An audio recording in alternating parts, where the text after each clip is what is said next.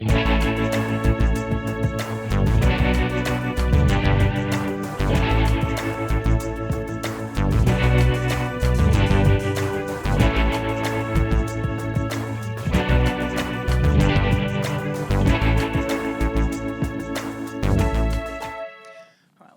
everyone to our joint COVID-19 press briefing.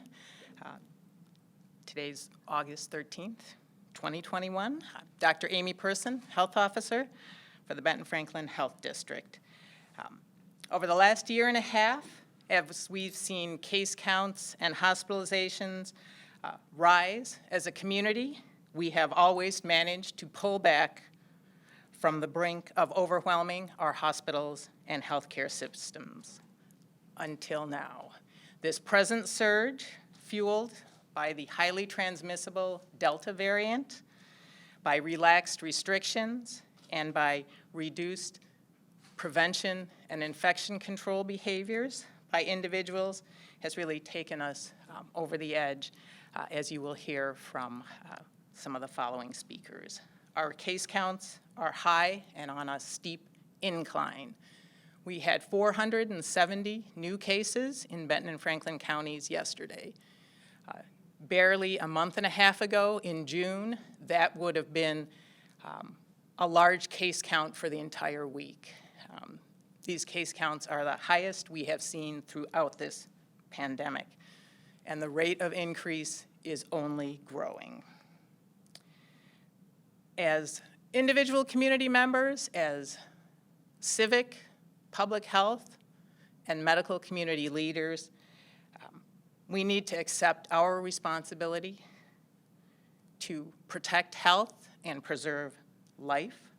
We need to take those actions to control the spread of this vaccine-preventable disease. Vaccination is the key to getting us off this roller coaster of surges and high case counts and hospitalizations, but we are too far into this current wave to rely on vaccinations to get us out. The key to quickly controlling the spread right at this present time is going to be returning to those mitigation measures that were successful during the first, second, third, and fourth waves. We need to return to wearing masks. While unvaccinated individuals are still required to wear masks in indoor public settings, we strongly recommend, as a health district, that all individuals, including those who've been vaccinated, wear masks when they are indoor public settings, places where they cannot verify the vaccination status of those around them. Last year, in July, when we did have masking mandates, we were able to get to a point where 98% of individuals entering stores were wearing masks. So we know we can get back to that point if we all just make that choice. We know we are seeing the impact of large events. We've had cases linked to the Whiskey Festival. We also know that there has been a pattern throughout this pandemic that following holidays and large public events that we see a surge in cases. This is not a surge that we can sustain and that our public health or healthcare systems can manage. Attendees and organizers of events need to take those steps necessary to reduce their risk of transmitting COVID to others or reduce their risk of being exposed and acquiring COVID-19. We all have an obligation to each and every other resident of Benton and Franklin counties to stop the spread of this preventable infectious disease. If we don't demonstrate that as a community we are capable of making those choices and making those decisions to reduce the cases, to reduce the load on our hospitals and healthcare systems, we may end up losing the freedom to make those choices. At this time, I will now turn it over to Riza Khalil, Chief Executive with Kadlec Regional Medical Center. Thank you.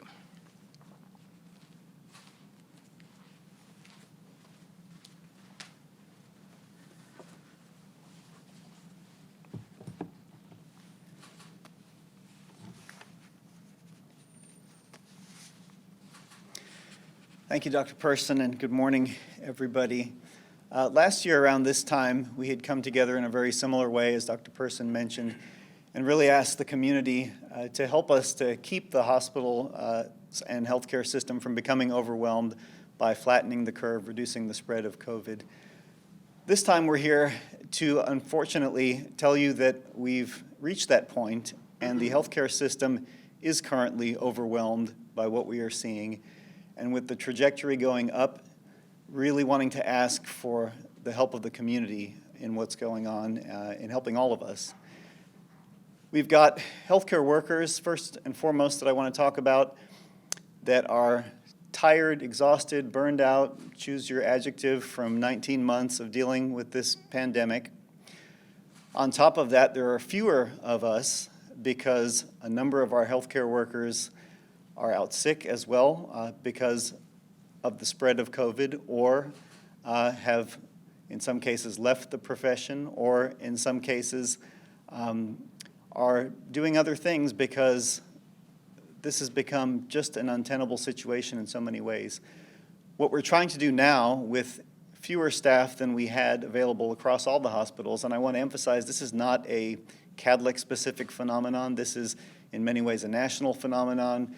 In our state and region, the Washington State Hospital Association has been having a number of meetings over the recent weeks trying to help us as a system of hospitals across the state to manage the transfer of patients, to manage the ability to care for patients without turning anyone away.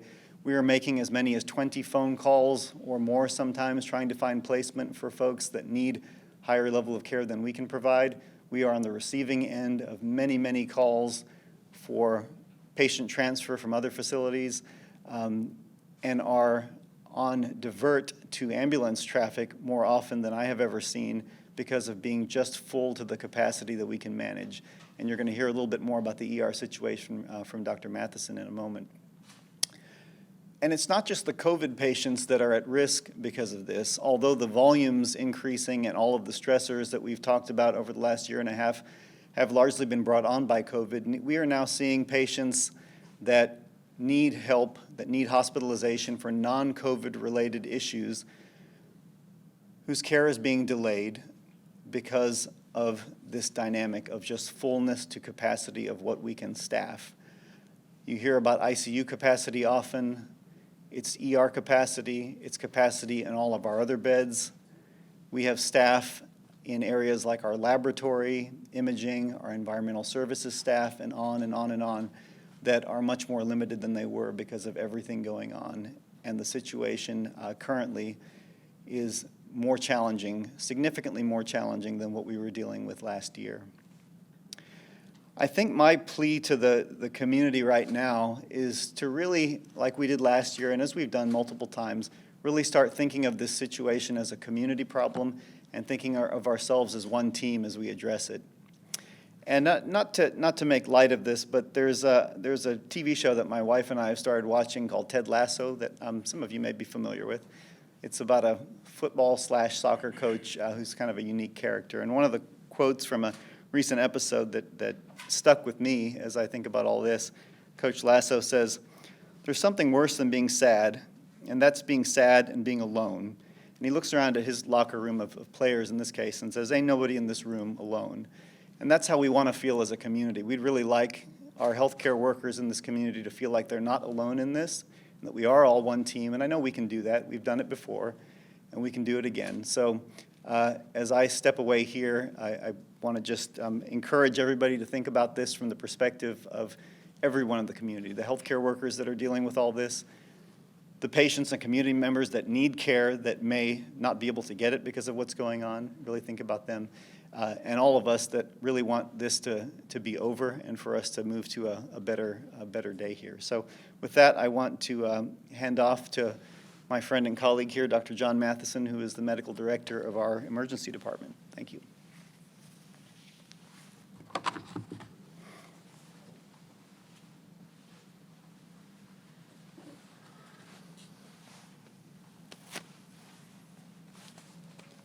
Thank you, Riza. Thank you, Dr. Person, and thank all of you for being here and sharing this important message. If it isn't already apparent, let me just emphasize again, we have been dealing with COVID for 1.5 years. This surge is different.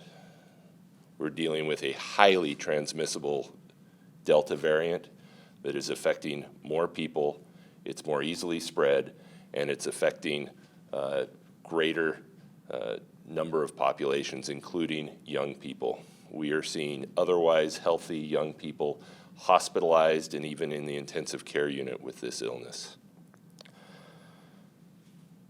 Our system is stressed and to the point of being overwhelmed. This is not something that is unique to one hospital.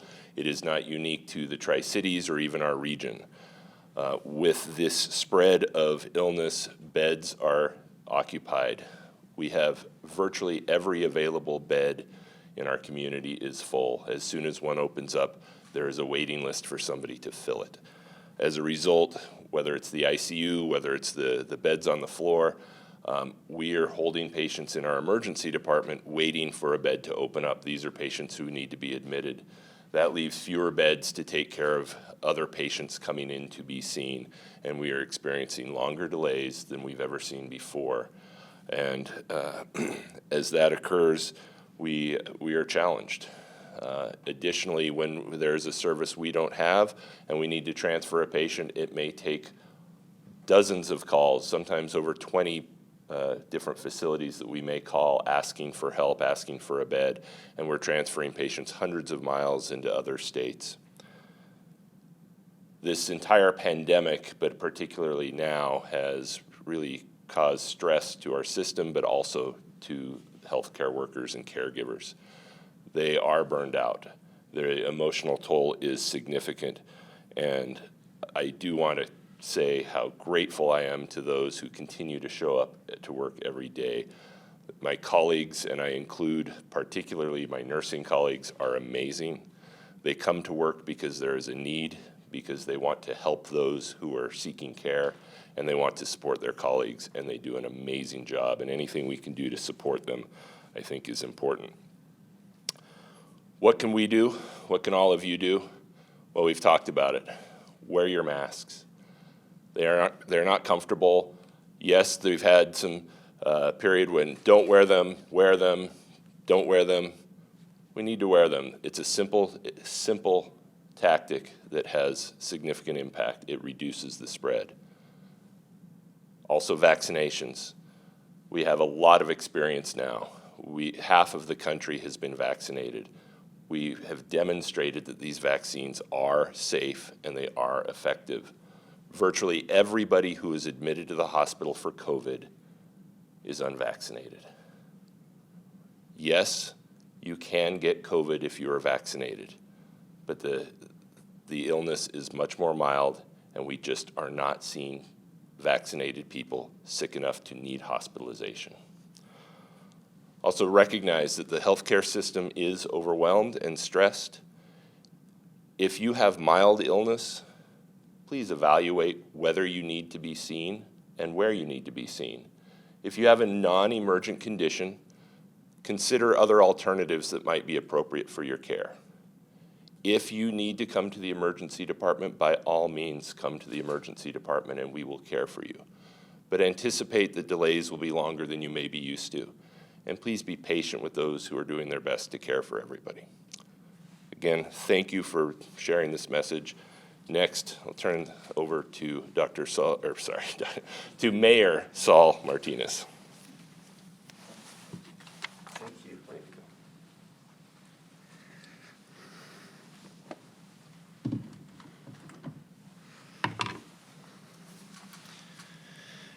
Hello, everyone. My name is Saul Martinez, Mayor of the City of Pasco.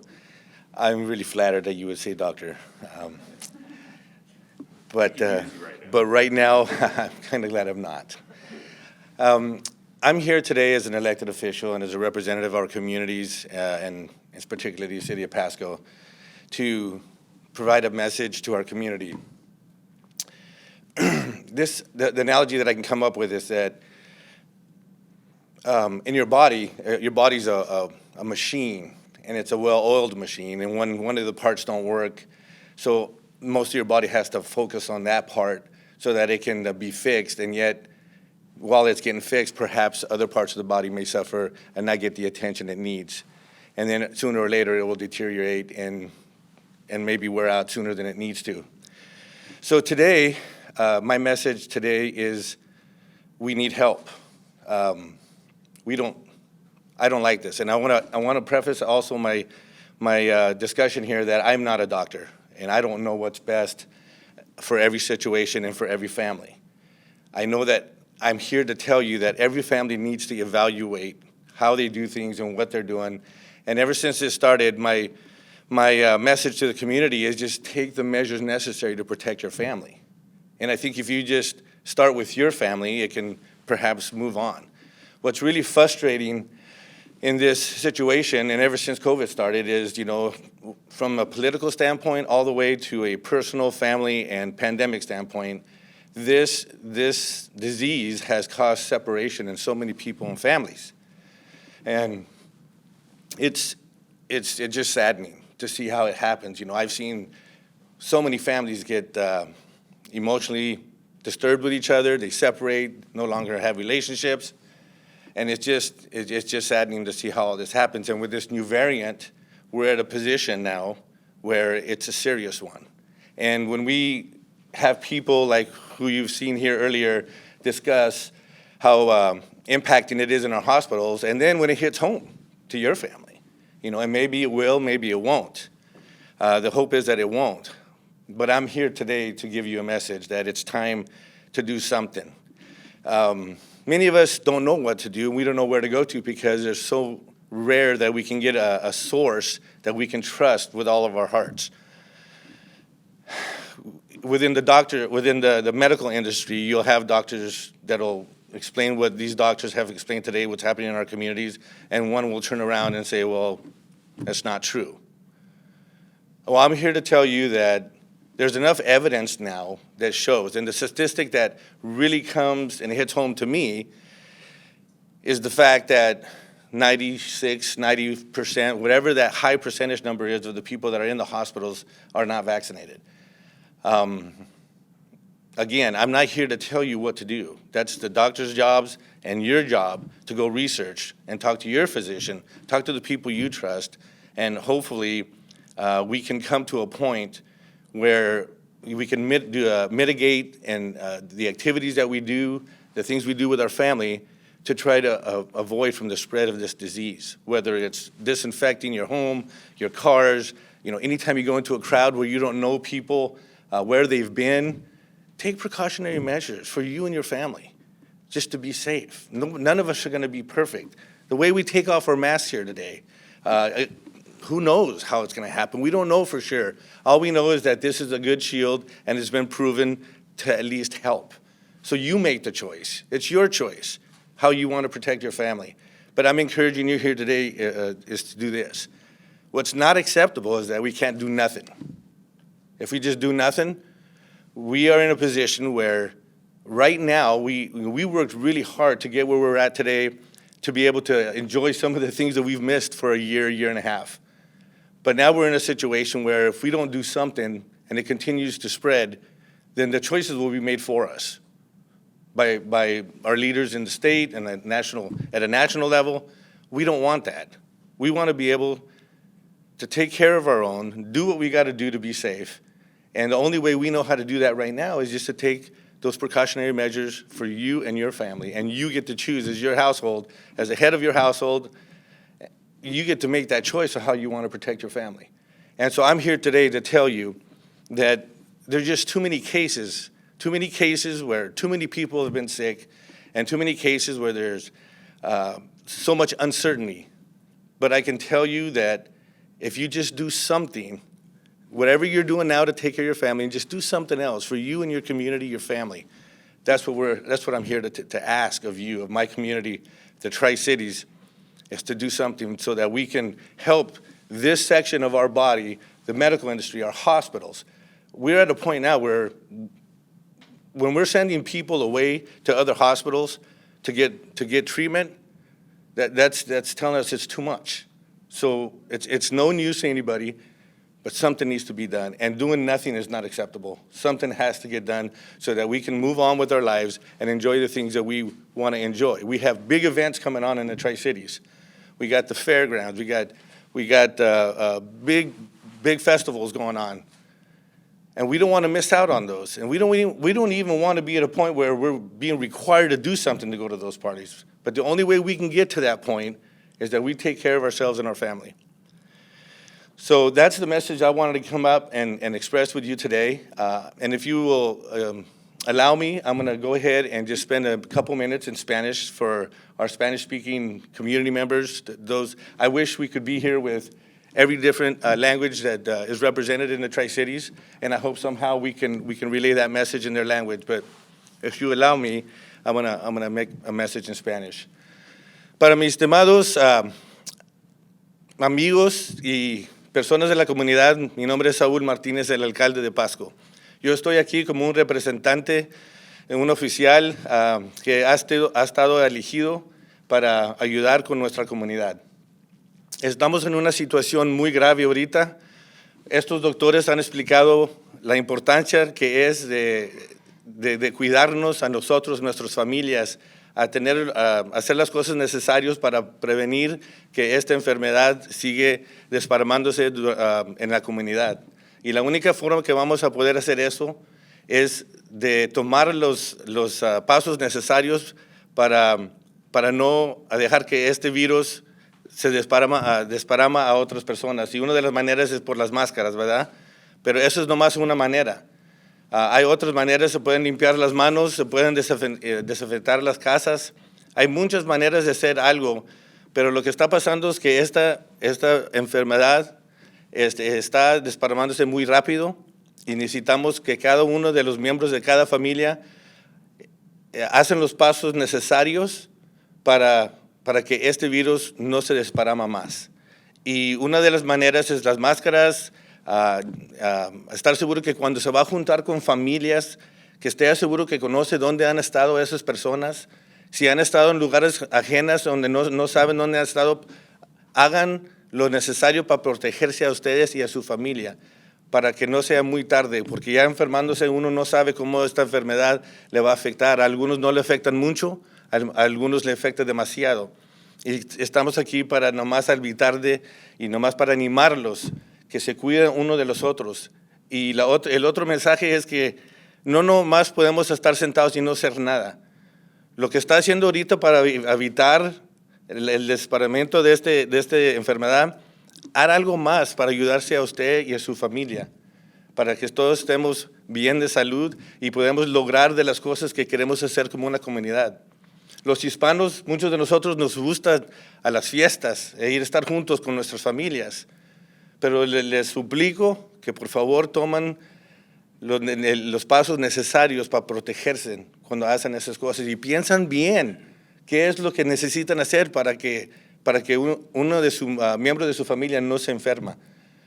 Hay muchas informaciones, muchos lugares en el internet. Hay sus doctores que pueden ir a preguntar qué es lo que podemos hacer para tratar de ayudarnos a nuestra comunidad, a nuestra familia. Y eso es lo que le estoy lo suplico ahora. Por favor, vamos a continuar a hacer las cosas que necesitamos hacer y a la vez hacer una cosa más para ayudarnos a desparramar esta enfermedad y podemos seguir a la vida normal de nosotros para poder lograr de las fiestas. En septiembre debíamos de tener una fiesta en Pasco, the Fiery Food Festival, y no sabemos qué va a pasar en estos momentos si no paramos esta enfermedad. que se está desparramando mucho en estos momentos. Los hospitales están ya llenos, están llevando gente para otros hospitales porque no hay lugares, no hay lugar en nuestros hospitales aquí en los Tri-Cities. Así que les suplico, por favor, vamos a hacer lo necesario y la parte de nosotros para seguir adelante. Así que muchas gracias por su atención.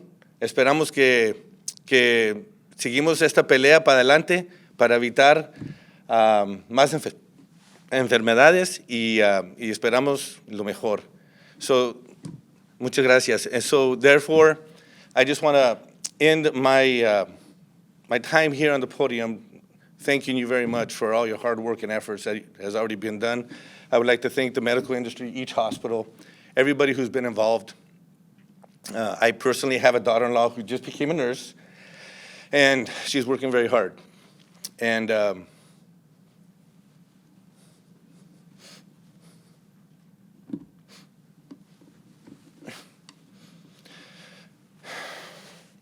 that hits home for me. So, one way or another, we're all involved. Let's do what we can to continue our efforts, our fights. Let's beat this. Let's beat this thing and let's move forward. So with that, I was trying so hard to get away from not doing that. However, at this time, we're going to open up this podium for questions. And obviously, I'm not a medical professional, but I am here to support the city and the community in any way I can. And so with that, I will open it up for questions. So I wondered if there are any restrictions on what procedures are being done at the hospital. It's probably a question for you. So, Excuse me.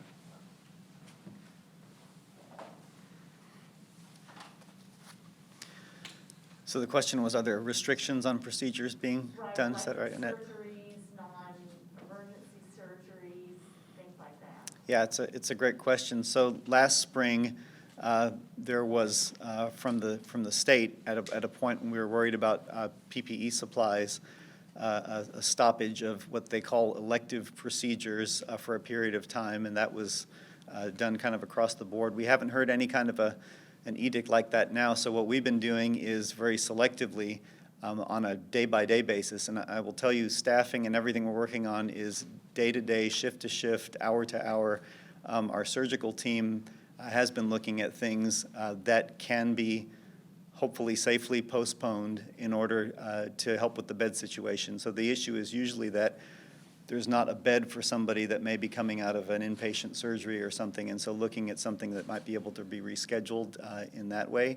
So there isn't any kind of across the board, but I fear that may be where we're headed if things don't start to improve, because that's what happened in the past looking at hospital capacity. So it's an everyday situation, and there have been a small number of things at this point that we've had to reschedule or postpone. And it typically ends up being things, I do want to take a moment to talk about this term elective surgeries, because it's incredibly misleading. It's used as a term to define or describe scheduled surgical procedures, which could be for a multitude of reasons. There are open heart surgeries that sometimes fall into that bucket because they're scheduled and could be considered maybe put off a little bit. So there are very significant things that we're currently looking at and that we continue to have to be concerned with that are, in my opinion, not elective in the way people like to think. So I get pushback from readers when I say beds aren't available. They say, no, it's the staff that's not available. Can you clarify that when you say, I think it was Dr. Matheson said, every bed's filled. Is it every staff bed or? Yeah, thanks, Annette. So the question is around what is meant by all the beds are full, and it could mean a couple of different things.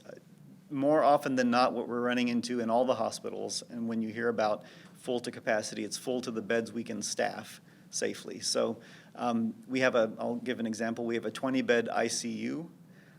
We have not recently had enough staff to fill all 20 of those ICU beds on a regular basis, because doing that safely means certain things. There are times where we are full to the physical bed capacity.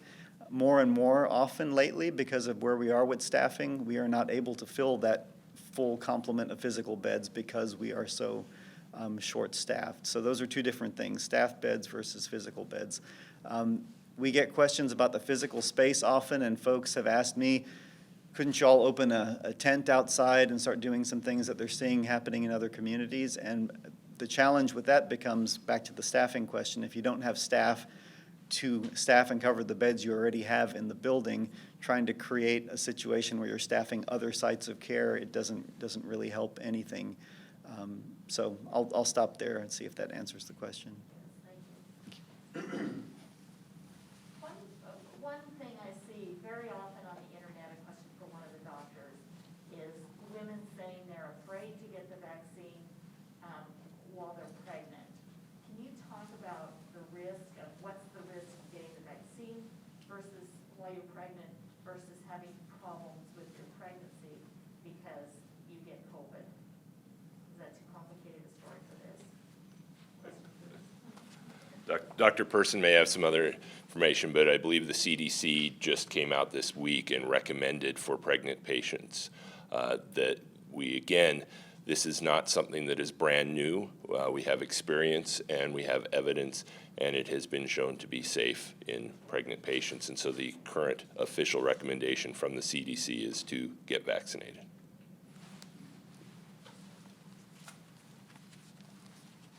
The only other addition I would offer is it is not just the CDC, ACOG, so the American College of Obstetricians and Gynecologists, has also recommended that women, whether they are pregnant, considering pregnancy, whether they are breast or chest feeding, should also get the COVID-19 vaccine. It has been clearly shown that the risk of becoming infected with COVID-19 far outweighs any of the mild side effects that they may experience from the vaccine. Dr. Person, it sounds like right now you're asking the community to start masking up again and start sanitizing everything down. Mayor Martinez mentioned that as well. At what point does the health district and the state even put those requirements back into place?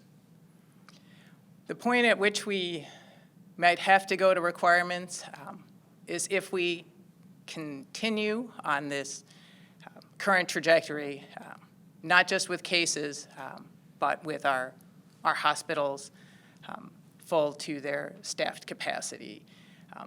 We're not isolated in this community, so when we can't manage all of our hospitalized patients and they need to be transferred to other places in the state, that's impacting other communities. As cases are rising across the state, there isn't going to be any overflow valve, so we will need to move to more restrictions. It is our desire not to have to go to that point because we know that people can make the choices to keep each other safe. They've done it before, so we are asking them to roll up their sleeves, put their masks back on, and do it once more. When we talk about those other mitigation measures like wearing masks, one of the things that we often hear from listeners is still some confusion about the effectiveness of masks that are not of that N95 or of variety. Can you talk a little bit more about wearing even just a cloth mask versus nothing at all? Sure. The purpose of the face coverings is to reduce the spread of droplets. So when we are talking, coughing, sneezing, if we have COVID-19, those viral particles are leaving our mouth and our nose in droplets. Face coverings can reduce the spread of those droplets, and so they can be effective. They are not medical grade. They are not going to be 100% effective, and they do not prevent the passage of the virus particle. They prevent the passage of those droplets where the virus particle is hitching a ride. I don't know if medical, but all right. So I really don't have anything better to add than that, but yes, masking is effective. We can look at, we don't want an all or nothing perspective on this. a simple mask. And if you look around, all of us here, I think, are wearing simple masks. I don't see any N95s. I do wear an N95 at work. But simple masks make a difference. It's not an all or nothing. Every step you can take helps. And as Dr. Person said, it does reduce the spread and the velocity with which the particles are leaving and the droplets that they're on. And so it is an effective measure. I have a question.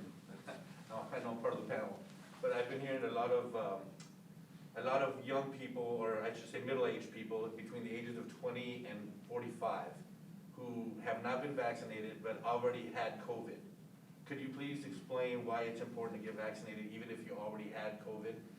Because many of them think that they've already built the antibodies in their body to be able to prevent it, and they don't want anything in their body that they don't have to go in there. Could you please explain and give a reason why that age group between 20 and 40, it would still be important to get vaccinated even though they already had COVID? So many people who have had the COVID virus have been ill with it at some point or have even tested and found antibodies, question whether the vaccine is still important, and yes, it is. Having had the illness may confer some protection to you, but the studies that have been done have shown that the vaccine confers better protection. One study I just saw compared those who had natural immunity with those who had been vaccinated, and it was more than twice as effective to have the vaccine. And so there is indeed a benefit to the vaccine. The natural immunity tends to wear off, and admittedly, we don't know everything about this, but everything that we're seeing now shows that vaccination is superior to the natural immunity. So those who have had it and recovered are encouraged to get vaccinated still. And Dr. Person may have something more on that. No? You get your honorary MPH. That's Okay, very good. good. Is there a specific region or community in the Tri-City area in Benton-Franklin counties that isn't vaccinated in age group or demographic?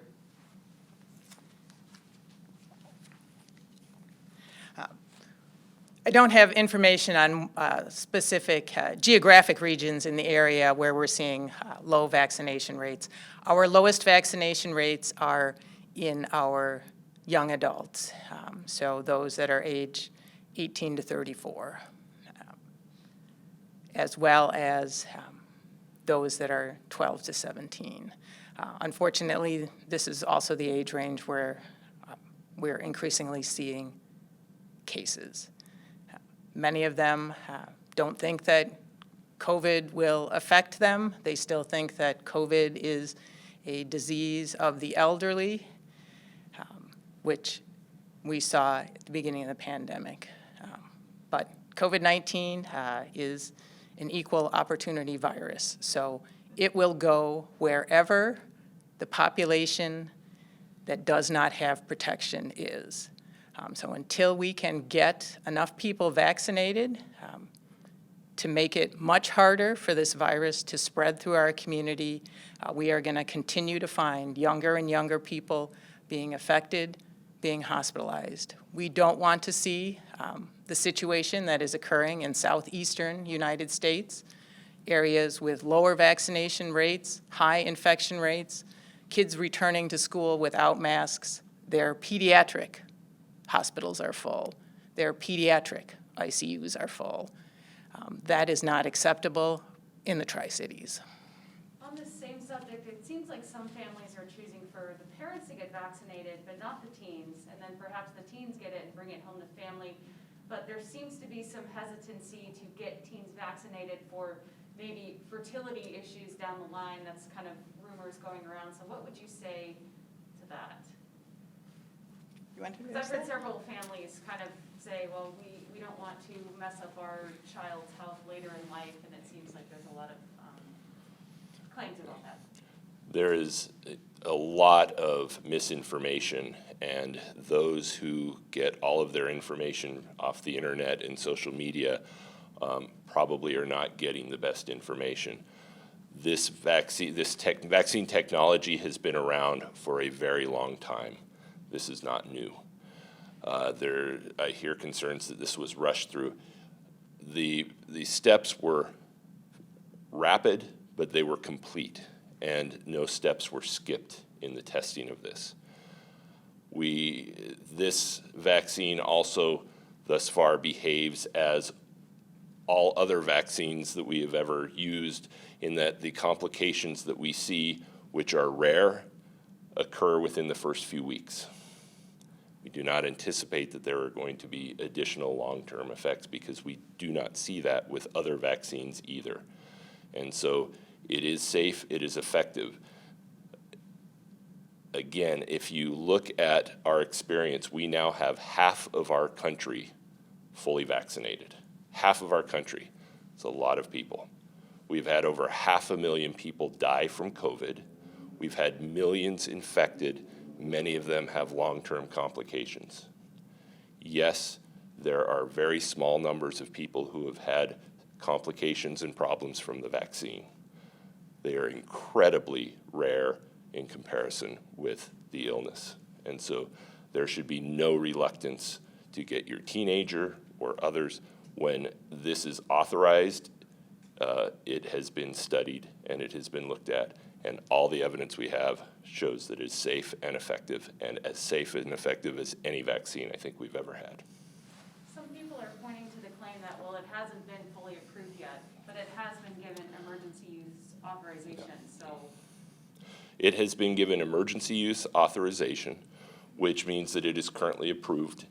Full approval requires a lot of steps and bureaucratic steps, but when it is authorized, it has been evaluated and determined that the benefit far exceeds the risk. The FDA does not act rapidly without reason. And so the fact that it has been authorized for use indicates that all of the data that we have shows significant benefit compared with the risk. Yeah. Thank you. The only other thing that I would add is how we have had that concern frequently raised, that it has only had emergency use authorization. Emergency use authorization process does not shortcut any of the safety trials. These vaccines have gone through the same trials that all medications and all vaccines have gone through. The biggest difference with emergency use authorization compared to full approval is the duration of effectiveness. In the middle of a global pandemic, if the vaccines had only worked to protect people for 2 or 3 months, that would have been sufficient reason. What we are finding out, the longer that the vaccines have been available, is that that protection lasts much longer than that. And that is why Pfizer has currently applied for full approval, and we anticipate that the other available vaccines will apply for that as well. We are hoping, as I'm sure all public health and healthcare providers across the United States and are hoping, that FDA will apply that same need for speed and critical evaluation to provide that full approval, so that those individuals who still have concerns about the vaccine can feel 100% confident that this vaccine are safe and effective. Do you know if you could please explain just a little bit more to people what would make it be able to be fully approved by the FDA?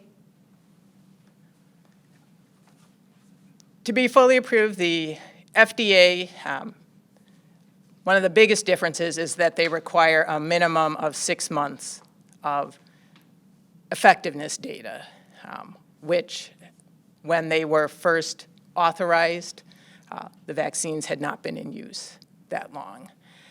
So it is primarily that difference. Pfizer, as well as the Moderna, now have been in use long enough to have that data, and the FDA is evaluating it now.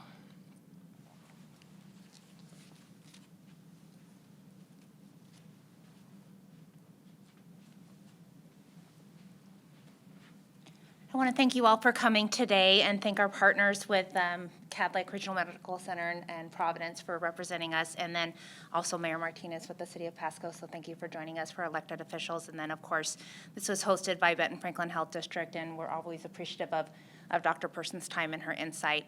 At this time, we will end the press conference. If some of our guest speakers are willing to do individual interviews, if any of you are interested in that, if their time is available, we will see if they are available for that as well. But at this time, we will end the official media briefing. So thank you for your time today.